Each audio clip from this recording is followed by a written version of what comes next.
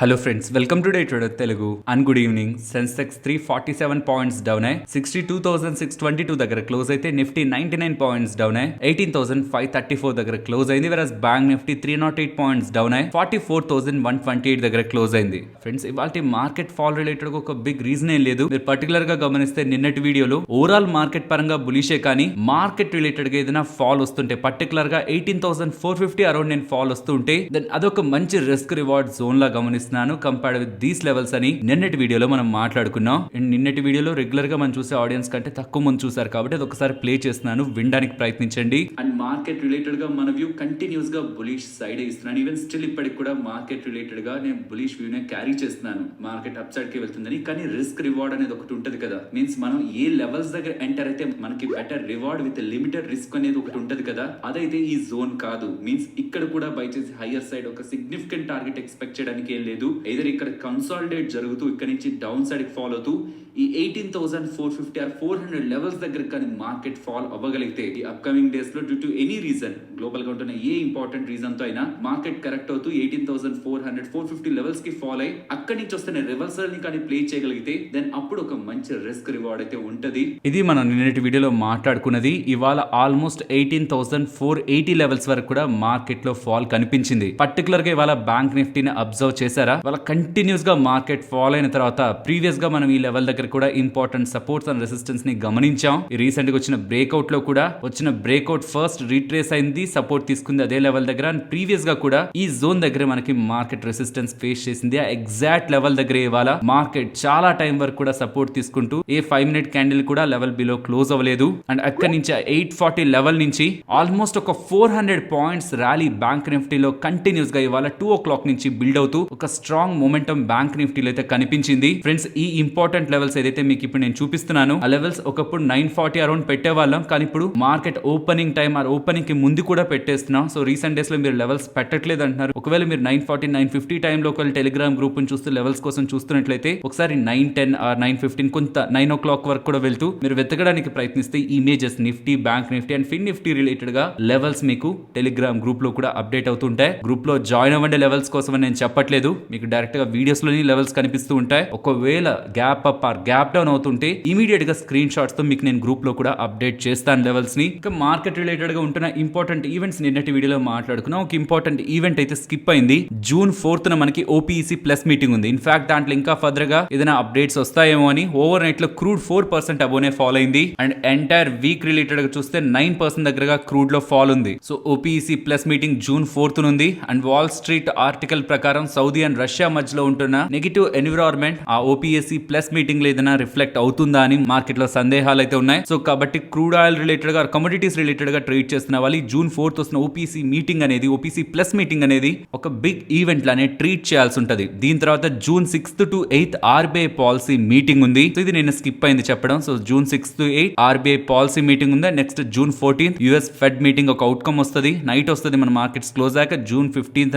Markets లో reflect అవుతుంది. And ఎన్నిటికంటే దగ్గరగా ఉంటున్నది అండ్ మార్కెట్ ఈగర్ గా వెయిట్ చేస్తున్నది అయితే ఇవాళ నైట్ యుఎస్ కి సంబంధించిన డెట్ సీలింగ్ లిమిట్ ని యుఎస్ కాంగ్రెస్ అఫీషియల్ గా సైన్ చేసి పాస్ చేస్తుందా లేదా అని ఇన్ ప్రిన్సిపల్ అప్రూవల్ ఆల్రెడీ వచ్చింది. ఇవాళ దీని రిలేటెడ్ గా ఫైనల్ క్లారిటీ వస్తుంది. అండ్ థర్స్డే మార్నింగ్ మనకి మార్కెట్స్ రిలేటెడ్ గా డేటా రిఫ్లెక్ట్ అవుతుంది. అండ్ ఒకవేళ ఏ అప్డేట్ ఇవాళ రాకపోతున్నా మండే వరకు యుఎస్ గవర్నమెంట్ కి డెడ్ లైన్ ఉంది డిఫాల్ట్ అవడానికి. బికాస్ ట్రెజరీ సెక్రటరీ అయిన ఎలెన్ గారు ప్రీవియస్ గా చెప్పింది June 1st కాదు June 5th వరకు కూడా గవర్నమెంట్ కి టైం ఉంది డిఫాల్ట్ అవడానికి. సో June 5th లోపు ఏదైనా అప్డేట్ ఈ డెట్ సీలింగ్ రిలేటెడ్ గా కాంగ్రెస్ అప్రూవల్ ఇచ్చింది, అది పాస్ అయిందని ఏ మాత్రం అప్డేట్స్ వస్తున్నా అది మార్కెట్ ఎక్స్పెక్టేషన్స్ ని మీట్ అవుతున్నట్టు. Because already in principle approval వచ్చినప్పుడే ఒక ఇష్యూ ఏం లేదులే 2025 ప్రెసిడెన్షియల్ ఎలక్షన్స్ వరకు అనుకుని మార్కెట్ రియాక్ట్ ఆల్రెడీ పాజిటివ్ గా రియాక్ట్ అయింది. విత్ ఎక్స్పెక్టేషన్స్ ఈ సైన్ కూడా అయిపోతుంది, ఇంకే ఇష్యూస్ ఉండవని. అది కూడా అయిపోతే ఇంక ఈవెంట్ కంప్లీట్ అయినట్టు. అండ్ నిఫ్టీ రిలేటెడ్ గా నేను అబ్జర్వ్ చేస్తున్న ఇంపార్టెంట్ సినారియో అయితే రిలయన్స్ రిలేటెడ్ గా మూని. మీరు గమనిస్తే నిఫ్టీ రీసెంట్ టైమ్స్ లో ర్యాలీ అయిన దానికి అండ్ రిలయన్స్ ఇండస్ట్రీస్ ఒక మూకి సంబంధం ఉండదు. Because Nifty all time highs కి దగ్గరగా ఉంటే వెరాజ్ రిలయన్స్ వాళ్ళ all time high are 52 week high కి 12% దూరంలో ఉంది. నిఫ్టీకి రిలయన్స్ కి డైవర్జెన్స్ చూస్తే ఆల్మోస్ట్ 5% డైవర్జెన్స్ ఉంది. సో నిఫ్టీ ఇక్కడ నుంచి ఆల్ టైమ్ హైస్ కి వెళ్ళాలన్నా ఇక్కడ నుంచి సిగ్నిఫికెంట్ గా మూవ్ అవ్వాలన్నా రిలయన్స్ రోల్ ఇంకా పెండింగ్ లో ఉందన్న విషయాన్ని మనం గుర్తుంచుకోవాలి. అండ్ నిఫ్టీ కూడా లాస్ట్ 4 ట్రేడింగ్ సెషన్స్ లో 355 పాయింట్స్ దగ్గరగా మూవ్ అవడం వాళ్ళ కొంత ప్రాఫిట్ బుకింగ్ అయితే మనం మార్కెట్ లో చూసాం.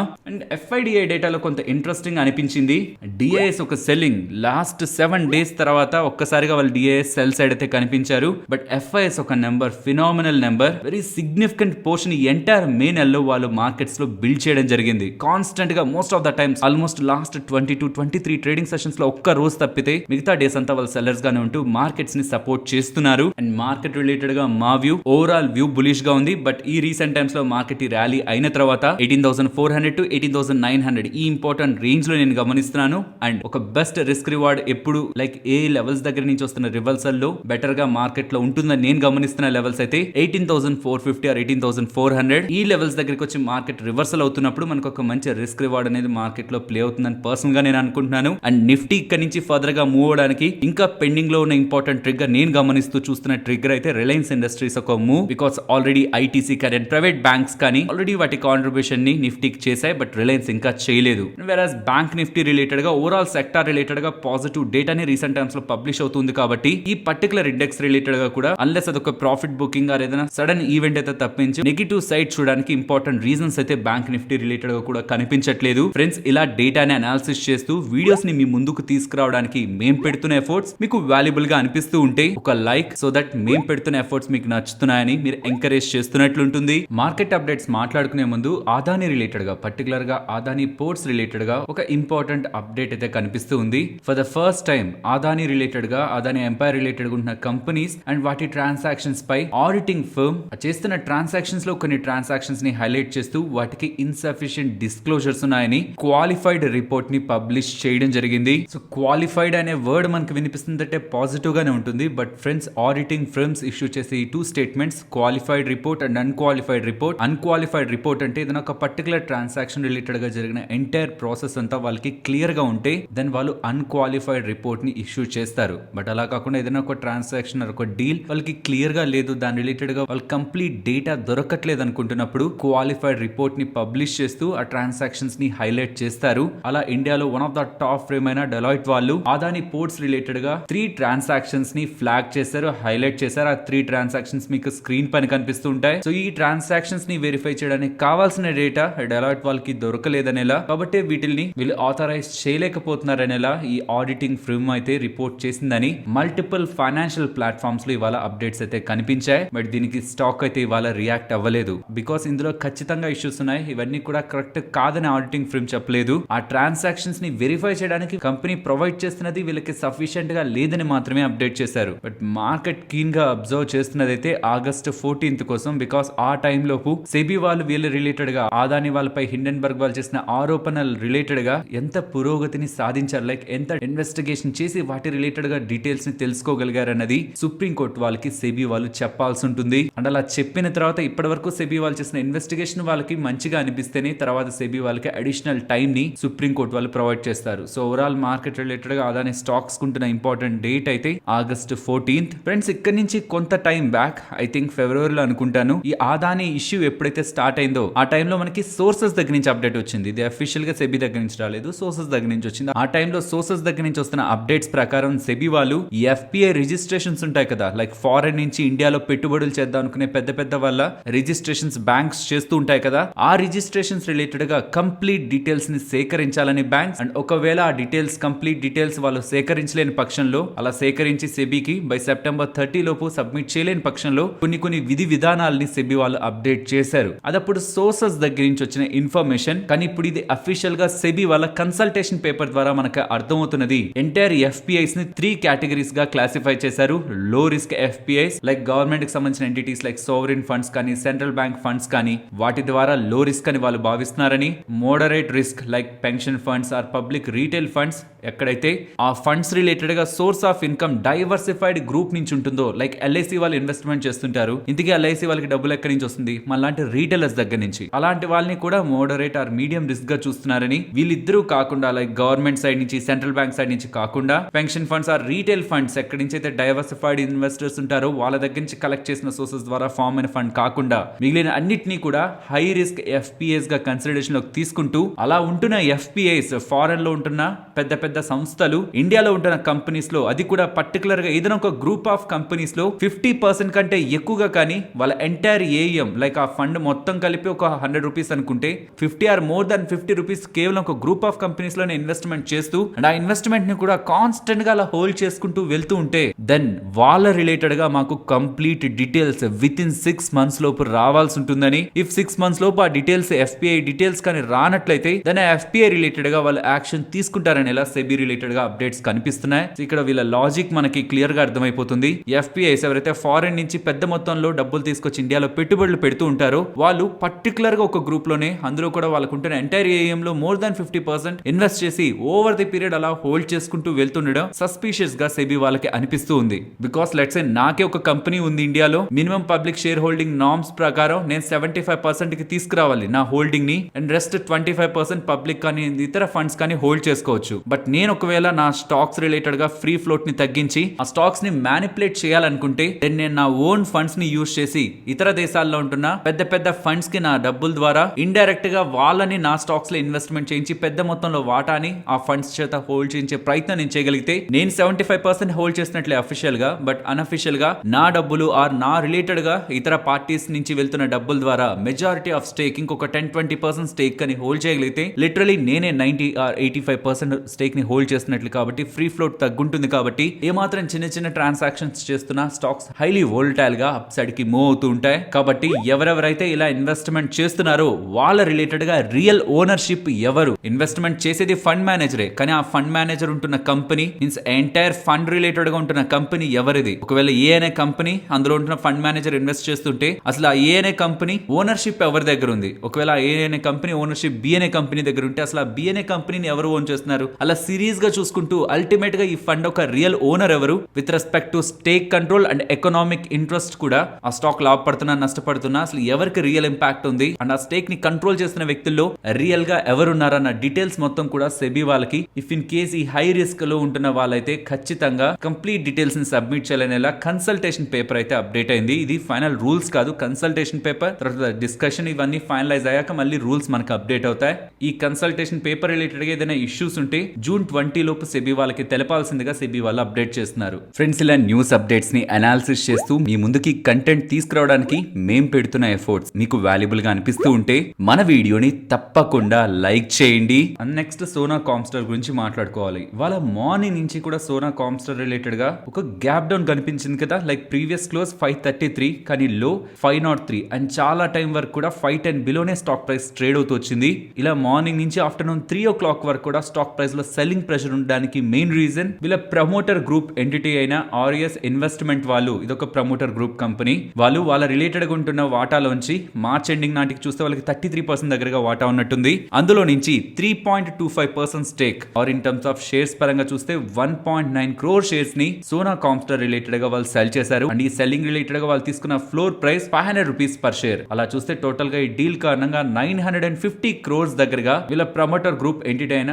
ఆర్ఎస్ ఇన్వెస్ట్మెంట్ వాళ్ళకి వెళ్తున్నట్టు. సో ప్రమోటర్ గ్రూప్ ఎంటిటీ ఇంత పెద్ద మొత్తంలో స్టేక్ సేల్ చేస్తుండడం మార్కెట్ రిలేటెడ్ ఇది కూడా black deal and previous market price almost 533 దగ్గరగా ఉంటుంటే దానికి డిస్కౌంట్ లో స్టేక్ సేల్ చేస్తుండడం ఇవాళ గ్యాప్ డౌన్ అండ్ ఓవరాల్ గా ఇవాళ మార్కెట్ లో సోనా కామ్స్టర్ లో సెల్లింగ్ ప్రెషర్ ఉండడానికి మెయిన్ రీజన్ అవుతుంటే లాస్ట్ 30 minutes లో 3 o'clock అరౌండ్ నుంచి స్టాక్ ప్రైస్ లో ఒక బిగ్ మూవ్ కనిపించింది కదా. దీనికి మెయిన్ రీజన్ ఎప్పటి నుంచో ఉంటున్నది MSCI గ్లోబల్ స్టాండర్డ్ ఇండెక్స్ వాళ్ళు కొన్ని స్టాక్స్ రిలేటెడ్ గా వాళ్ళ వాటాని పెంచుకుంటున్నారు. మీన్స్ వాటి వెయిటేజ్ ని అండ్ కొన్ని స్టాక్స్ ని కొత్తగా ఇంక్లూడ్ చేస్తున్నారు అండ్ కొన్ని స్టాక్స్ ని ఎక్స్క్లూడ్ చేస్తున్నారు. ఏ స్టాక్స్ లో వెయిటేజ్ పెరగబోతుంది అండ్ ఏ స్టాక్స్ లో వెయిటేజ్ తగ్గబోతుంది అండ్ ఏ స్టాక్స్ ని ఇంక్లూడ్ చేస్తున్నారని చూసినప్పుడు ఇంక్లూజన్ లో మనకి సోనా కామ్స్టర్ కనిపిస్తుంది. నియర్లీ $175 million దగ్గరగా ఇవాళ అడ్జస్ట్మెంట్ డేట్ కాబట్టి May 31st కాబట్టి ఇవాళ లాస్ట్ 30 minutes లో ఉంటున్న ఈ యాక్టివిటీ కారణంగానే సోనా కామ్స్టర్ రిలేటెడ్ గా స్టాక్ ప్రైస్ లో ఈ ర్యాలీ మనకి కనిపించింది. అండ్ ఎక్స్క్లూజన్ లో ఉంటున్న stocks Adani transmission, Adani total gas and Indus towers. Inclusion లో ఉంటున్నది Sona Comstar, Hindustan aeronautics and max healthcare. Even similar గానీ HDFC లైఫ్ లో ఎప్పటి నుంచో వాటాని హోల్డ్ చేసిన అబ్డన్ వాళ్ళు, ఇది మారిషస్ కి సంబంధించిన హోల్డింగ్ కంపెనీ. వీళ్ళు వాళ్ళ రిలేటెడ్ ఉన్న ఎంటైర్ వాటాని సెల్ చేశారు. ఆల్మోస్ట్ 1.66% వాటా మిగిలింది వీళ్ళ దగ్గర. ప్రీవియస్ గా సెల్ చేస్తూ వచ్చారు. ఇప్పుడు మిగిలిన 1.66% వాటా ఇన్ టర్మ్స్ ఆఫ్ షేర్స్ పరంగా చూస్తే 3 3,57 lakh షేర్స్ ని ప్రీవియస్ మార్కెట్ క్లోజింగ్ ప్రైస్ తో పోలిస్తే 3.75% డిస్కౌంట్ లో 563 to 585 in between price band పెడుతూ ఓపెన్ మార్కెట్ లో బ్లాక్ డీల్ లో అయితే సెల్ చేశారు. దీని కారణంగా 2010 crores దగ్గరగా వీళ్ళు రైజ్ చేస్తున్నట్లు. అండ్ నెక్స్ట్ డిక్సాన్ టెక్నాలజీస్ గురించి మాట్లాడుకోవాలి. డిక్సాన్ టెక్నాలజీస్ వాళ్ళు షామీ ఇండియా వాళ్ళతో కాంట్రాక్ట్ ని కుదుర్చుకున్నారని, పార్ట్నర్ అయ్యారని, ఇందులో భాగంగా వీళ్ళు షామీకి సంబంధించిన మొబైల్స్ ని మ్యానుఫ్యాక్చర్ చేసి ఇండియా నుంచి ఎక్స్పోర్ట్ కూడా చేస్తారనేలా వీళ్ళు అప్డేట్ అయితే చేస్తున్నారు. ప్రీవియస్ గా షామీ వాళ్ళు ఈ డిక్సాన్ వాళ్ళతో పార్ట్నర్ అయి లోకల్ గా వీళ్ళు షామీ వాళ్ళకి సంబంధించిన ఎంఐ ఎల్ఈడి టీవీస్ ని కూడా మ్యానుఫ్యాక్చర్ చేసేందుకు ఒప్పందం కుదుర్చుకున్నారు. ఇప్పుడు మొబైల్స్ రిలేటెడ్ గా వీళ్ళు ఈ ఒప్పందం కుదుర్చుకుంటున్నట్లు డిక్సాన్ టెక్నాలజీస్ వాళ్ళు మార్కెట్స్ ఆర్ ఎక్స్చేంజెస్ కి అప్డేట్ చేశారు. నెక్స్ట్ వేదాంత గురించి మాట్లాడుకోవాలి. వేదాంత రిలేటెడ్ గా ఫస్ట్ మార్కెట్ లోకి వచ్చిన స్పెక్యులేషన్స్, ఇండియన్ గవర్నమెంట్ వాళ్ళు వేదాంత వాళ్ళు చిప్ మ్యానుఫ్యాక్చరింగ్ ఫెసిలిటీని ఎస్టాబ్లిష్ చేయాలనుకున్నారు కదా, ఒక తైవాన్ కంపెనీతో కలిసి, ఫాక్స్కాన్ వాళ్ళతో కలిసి. దాని రిలేటెడ్ గా ఇండియన్ గవర్నమెంట్ వాళ్ళ అప్లికేషన్ ని రిజెక్ట్ చేయడానికి పాసిబిలిటీ ఉంటుందని, దాని రిలేటెడ్ గా ఇండియన్ గవర్నమెంట్ సైడ్ నుంచి ఈ వేదాంత ఫాక్స్కాన్ వల్ల చిప్ వెంచర్ రిలేటెడ్ గా డినై చేయడానికి, మీన్స్ ఈ కంపెనీ ఆ ప్రాజెక్ట్ స్టార్ట్ అవ్వకుండడానికి ప్రాబబిలిటీ ఉంటుందనేలా ఫైనాన్షియల్ ప్లాట్ఫామ్స్ లో మొదట డేటా పబ్లిష్ అయింది. తర్వాత గవర్నమెంట్ సైడ్ నుంచి రాజీవ్ చంద్రశేఖర్ గారు దీని రిలేటెడ్ గా మాట్లాడుతూ వేదాంత వాళ్ళు ఈ చిప్ మ్యానుఫ్యాక్చరింగ్ ఫెసిలిటీకి కావాల్సిన టెక్నాలజీని, కావాల్సిన రిసోర్సెస్ ని ప్రెసెంట్ వెతుకుతున్నారని, అండ్ వేదాంత వాళ్ళు న్యూ విండోలో కూడా వాళ్ళకి కావాల్సిన కంపెనీ రిలేటెడ్ గా ప్రాజెక్ట్ ని అప్లై చేసుకోవచ్చని, గవర్నమెంట్ సైడ్ నుంచి ఇప్పటివరకు ఎటువంటి రిజెక్షన్ కూడా లేదనేలా గవర్నమెంట్ సైడ్ నుంచి క్లారిఫికేషన్ ఉంది.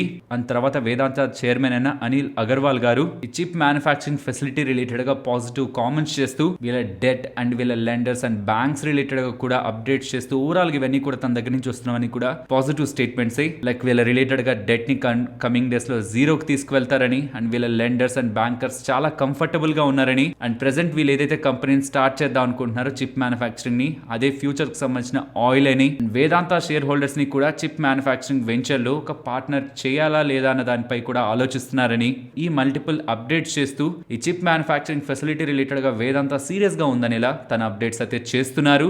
నెక్స్ట్ కాన్ఫిడెన్స్ పెట్రోలియం గురించి మాట్లాడుకోవాలి. వీళ్ళు నెంబర్స్ ని పోస్ట్ చేస్తారు. నెంబర్స్ తో పాటు 10 పైస్ డివిడెండ్ ని కూడా డిక్లేర్ చేశారు. వీళ్ళ ఓవరాల్ నెంబర్స్ ఇక్కడ మీకు స్క్రీన్ పైన కనిపిస్తూ ఉంటాయి. And quarter on quarter basis particular segments లో స్లైట్ డిక్లైన్ మనకు కనిపిస్తున్నా, and year on year basis లో బెటర్ మంత్ మనకి రిజల్ట్స్ లో కనిపిస్తుంది. పర్టికులర్ నేను వీళ్ళ రిలేటెడ్ గా నెంబర్స్ ని ఇయర్ ఆన్ ఇయర్ కంపారిజన్ కి ఎక్కువ వాల్యూ ఇస్తూ ఉంటాను కాబట్టి ఆన్ దట్ బేసిస్ మార్కెట్ లో ఉంటున్న ఎక్స్పెక్టేషన్స్ కంటే వీళ్ళ నెంబర్స్ బెటర్ గానే డెలివర్ అయ్యాయి. అండ్ ఇంకొక ఇంపార్టెంట్ అప్డేట్ కూడా ఇక్కడ మీరు గమనించాలి. లాస్ట్ డిసెంబర్ క్వార్టర్ లో 60.26% దగ్గరగా ప్రమోటర్స్ వాళ్ళ వాటా ఉంటే ఈసారి 61.45% కి ప్రమోటర్స్ వాళ్ళ వాటాని పెంచుకున్నారు. ఈవెన్ డిఏఎస్ కూడా వాళ్ళ వాటాని పెంచుకున్నారు. వెరస్ ఎఫ్ఐఎస్ అండ్ పబ్లిక్ వాళ్ళ వాటాని తగ్గించుకోవడం జరిగింది. ఓవరాల్ వీళ్ళ నెంబర్స్ విత్ రెస్పెక్ట్ టు వీళ్ళ price to earning valuations decent numbers ని వీళ్ళు డెలివర్ చేశారు.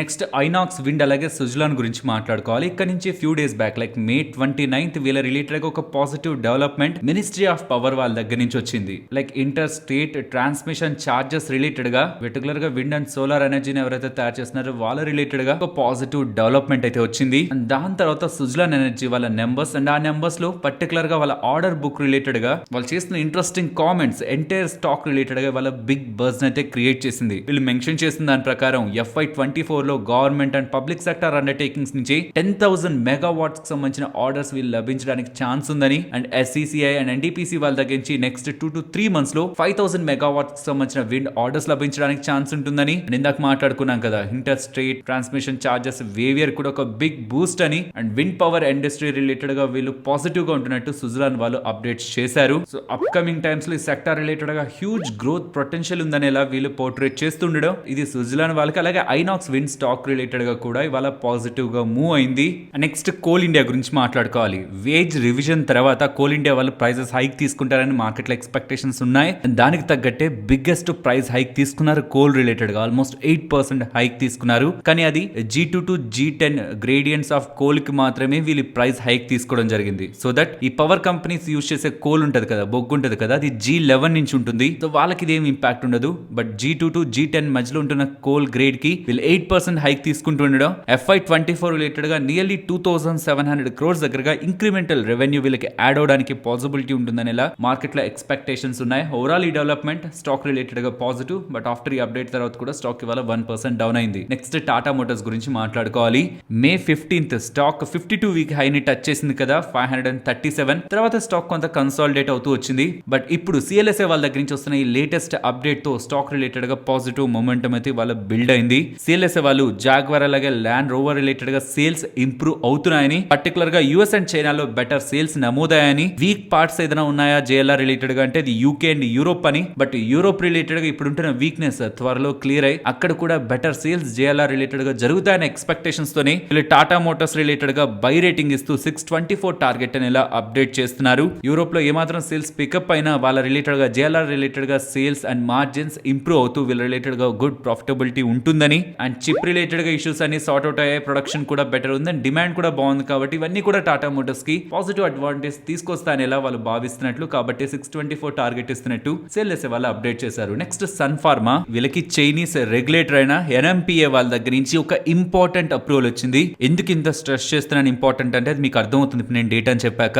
చైనీస్ రెగ్యులేటర్ ఎన్ఎంపిఏ వాళ్ళ దగ్గర నుంచి, ఎన్ఎంపిఏ అంటే నేషనల్ మెడికల్ ప్రొడక్ట్స్ అడ్మినిస్ట్రేషన్, వీళ్ళ దగ్గర నుంచి వీళ్ళకి ఏ డ్రగ్ రిలేటెడ్ గా అయితే ఇంపార్టెంట్ అప్రూవల్ వచ్చిందో ఆ డ్రగ్ ప్లేగ్ సోరియాసిస్ కి యూజ్ చేస్తారు. అండ్ ఇది వీళ్ళ రిలేటెడ్ గా ఇంపార్టెంట్ అండ్ లార్జెస్ట్ డ్రగ్. వీళ్ళ స్పెషాలిటీ కెమికల్స్ డివిజన్ ఉంది కదా, అందులో లార్జెస్ట్ ఆర్ బిగ్గెస్ట్ సేల్స్ తీసుకొచ్చేది ఇదే డ్రగ్. యాక్చువల్లీ ఈ same drug US, Japan, Canada ఈ దేశాల్లో ఆల్రెడీ సేల్స్ లో ఉంది. And big part of the revenue ఈ స్పెషాలిటీ కెమికల్స్ రిలేటెడ్ గా ఈ డ్రగ్ తీసుకొస్తూ ఉంటుంది. కాబట్టి ఆల్మోస్ట్ $477 మిలియన్ దగ్గరగా FY23 లో ఈ ఒక్క డ్రగ్ దగ్గర నుంచి వీళ్ళకి సేల్స్ ఉన్నాయి. అలాంటి డ్రగ్ రిలేటెడ్ గా వీళ్ళకి ఇప్పుడు చైనాలో ఎంట్రన్స్ దొరుకుతూ ఉండడం, చైనాలో కూడా ఒక మంచి సేల్స్ ని డ్రగ్ చేయగలుగుతుందని భావిస్తూ ఉండడం కారణంగానే ఇవాళ స్టాక్ ఈ అప్డేట్స్ తో చైనా రెగ్యులేటర్స్ అప్రూవల్ ఇచ్చారనడంతో స్టాక్ పాజిటివ్ గా రియాక్ట్ అయింది. నెక్స్ట్ ఎక్స్ప్లియో సొల్యూషన్స్ గురించి మాట్లాడుకోవాలి. ఈ small cap IT stock related గా ప్రమోటర్స్ ఆల్మోస్ట్ 56% దగ్గరగా వాటాని హోల్డ్ చేస్తున్నారు. సో మెజారిటీ స్టేక్ ప్రమోటర్స్ దగ్గర ఉంది. కానీ ఈ కంపెనీ రిలేటెడ్ గా బేరింగ్ ప్రైవేట్ ఈక్విటీ ప్లేయర్ వాళ్ళు, మీన్స్ ఒక private equity company majority stake కొనడానికి ఆసక్తి చూపిస్తూ ఉందని, దాని రిలేటెడ్ గా డిస్కషన్స్ జరుగుతున్నాయనేసరికి ఇది ఒక ప్రీమియం ప్రైస్ ఆర్ వాల్యుయేషన్స్ పెట్టి అక్విజిషన్ ఉంటుందని మార్కెట్ లో ఉంటున్న ఎక్స్పెక్టేషన్స్, స్టాక్ ఇవాళ ఇలా ర్యాలీ అయింది. బట్ మేనేజ్మెంట్ దగ్గర నుంచి ఎటువంటి క్లారిఫికేషన్ లేదు ఇంకా ఈ డీల్ ఉంటుందా లేదా అని. ఇప్పటి వరకు ఎక్స్చేంజెస్ లో ఉంటున్న అప్డేట్ ప్రకారం నేను చూస్తున్నంత వరకు అయితే ఎటువంటి క్లారిఫికేషన్ మేనేజ్మెంట్ దగ్గర నుంచి లేదు. నెక్స్ట్ కేఆర్బిఎల్ నెంబర్స్ గురించి మాట్లాడుకోవాలి. వీళ్ళ మార్జిన్స్ సిగ్నిఫికెంట్ గా ఇంపాక్ట్ అయ్యాయి. బట్ మేనేజ్మెంట్ చెప్తున్నది ఇవి వన్ ఆఫ్స్ కారణంగా ఇంపాక్ట్ అయిందని. Q1 FY24 లోపు మీన్స్ అప్కమింగ్ క్వార్టర్ లోపు ఈ ఇంపాక్ట్ ఉండదని మార్జిన్స్ లో. And full year FY24 related గా వీళ్ళు 18% మార్జిన్ ని అచీవ్ చేయగలరనేలా కేఆర్బిఎల్ వాళ్ళు అప్డేట్ చేస్తున్నారు. యాజ్ ఆఫ్ నో ఇప్పుడు వీళ్ళు పోస్ట్ చేసిన నెంబర్స్ అయితే క్వార్టర్ అండ్ క్వార్టర్ లో ఒక బిగ్ డిక్లైన్ అయితే కనిపిస్తుంది. ఇది ఇంకా క్లియర్ గా అర్థం కావడం కోసం ఇక్కడ మీ స్క్రీన్ పైన క్వార్టర్ అండ్ క్వార్టర్ బేసిస్ లోను and year on year basis లోను వీళ్ళ నెంబర్స్ ఎలా మూవ్ అయ్యన్నది ఇక్కడ గమనించొచ్చు. అండ్ యాక్షన్ కన్స్ట్రక్షన్ ఎక్విప్మెంట్ వాళ్ళు కూడా నెంబర్స్ ని పోస్ట్ చేశారు. వీళ్ళు both quarter and quarter and year on year comparison లో బెటర్ గ్రోత్ ని డెలివర్ చేశారు.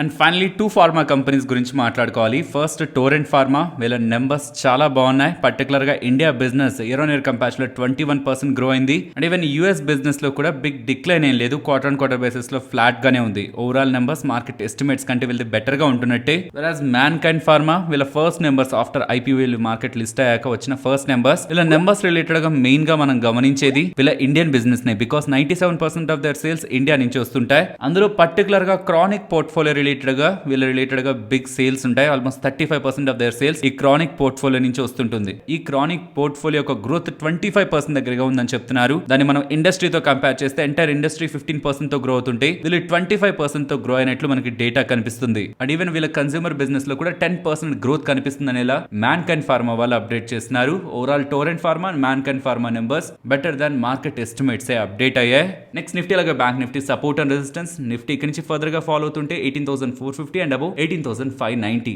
అండ్ బ్యాంక్ నిఫ్టీ ఇక్కడ నుంచి డౌన్ అవుతుంటే ఇంపార్టెంట్ జోన్ ఉంది చూసారా, ఈ జోన్ ఒకవేళ ఇది బ్రేక్ అయితే 43,840 వాళ్ళ సపోర్ట్ తీసుకునే ఏరియా. అండ్ నిఫ్టీ రిలేటెడ్ గా నేను గమనిస్తున్న ఇంపార్టెంట్ లెవెల్ 18,400 to 18,900. ఈ 500 పాయింట్ రేంజ్ లో నిఫ్టీ ట్రేడ్ అవుతుందని పర్సనల్ గా నేను అనుకుంటున్నాను. మరొక ఇంట్రెస్టింగ్ వీడియోతో మళ్ళీ మీ ముందుకు వస్తాను. అంతవరకు టేక్ కేర్, జై హింద్.